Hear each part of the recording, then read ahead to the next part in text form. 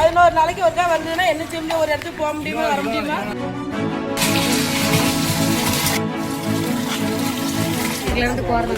இந்த இருக்கிற கடற்கரையில் இருக்கிறத எடுங்க, குழு குழுன்னு வருது. அரை மணி நேரத்துக்கு சாக்கடை தண்ணி தான் வருது.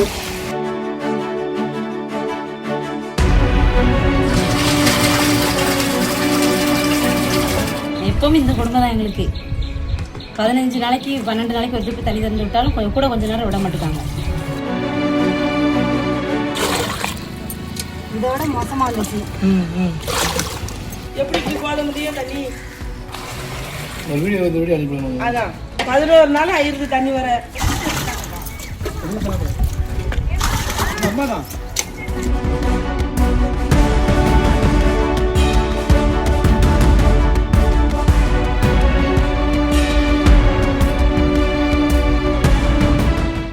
தென்காசி மாவட்டம் ஆலங்குளம் பேரூராட்சியிலேருந்து பேசுகிறோம்.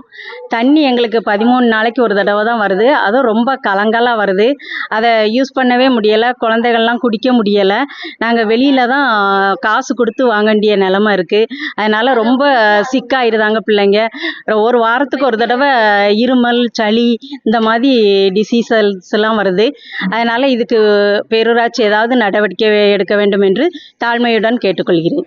இல்ல வீட்டு வரையும் கட்டிட்டோம், தண்ணி வரையும் கட்டிட்டோம். 11 நாளைக்கு ஒருக்கா வருது, 12 நாளைக்கு. அதுவும் ஒரு 4 நாளைக்கு ஒருக்கா போன் போட்டா போன் எடுத்து பதில் பேச மாட்டாங்க. தண்ணி வரும் வராதுன்ட்டு.